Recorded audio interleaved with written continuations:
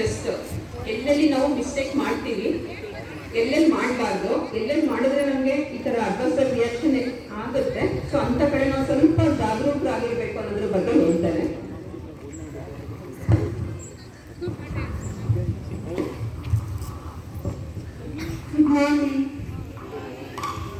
ಇವಾಗ ನಾನು ಏನು ಹೇಳ್ತಾ ಇದ್ದೀನಿ ಅಂದರೆ, ನಾವು ಎಲ್ಲಿ ಮೆಡಿಸಿನ್ಸ್ನ ತಗೊಳ್ಳೋದ್ರಲ್ಲಿ ತಪ್ಪು ಮಾಡ್ತೀವಿ ಅಂತ ಹೇಳ್ತಿದ್ದೀವಿ. ಫಸ್ಟು ಜಾಹೀರಾತುಗಳಲ್ಲಿ ಬರುವ ಔಷಧಿಗಳ ದುರ್ಬಳಕೆ.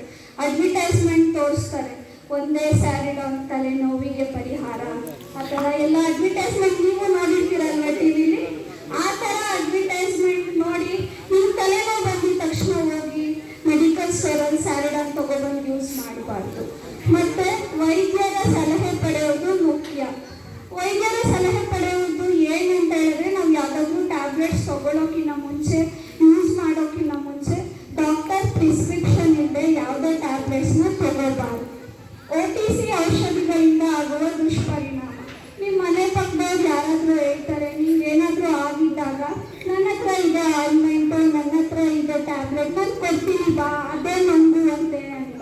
ಸೊ ನೀವು ಅವಾಗ ಇಸ್ಕೊಂಡು ನಂಬಾರ್ದಲ್ವಾ? ಅದರಿಂದ ಏನಾಗುತ್ತೆ ಅಂತ ಹೇಳಿದ್ರೆ ನಿಮ್ಗೆ ಅಡ್ವರ್ಸ್ ಎಫೆಕ್ಟ್ ಆಗುತ್ತೆ. ಅವರ ಸ್ಕಿನ್ ಒಂಥರ ಇರುತ್ತೆ, ನಿಮ್ಮ ಸ್ಕಿನ್ ಒಂಥರ ಇರುತ್ತೆ, ನಿಮ್ಮ ರೆಸಿಸ್ಟೆನ್ಸ್ ನಿಮ್ಗೆ ಒಂಥರ, ಅವ್ರಿಗೆ ಒಂಥರ ಇರುತ್ತೆ. ಸೊ ಅದರಿಂದ ಅವ್ರದ್ದು ಟ್ಯಾಬ್ಲೆಟ್ ನಿಮಗಾಗಲ್ಲ, ನಿಮ್ಮ ಟ್ಯಾಬ್ಲೆಟ್ ಅವ್ರು ನುಂಗಬಾರ್ದಲ್ವ? ಅದರಿಂದ ಸೈಡ್ ಎಫೆಕ್ಟ್ಸ್ ಆಗುತ್ತೆ. ಸೊ ಅಪ್ಪತ್ತವ್ರು ಕೊಟ್ಟಿದ್ದು ಮಾತ್ರ ಎಲ್ಲ ನುಂಗಬಾರ್ದು.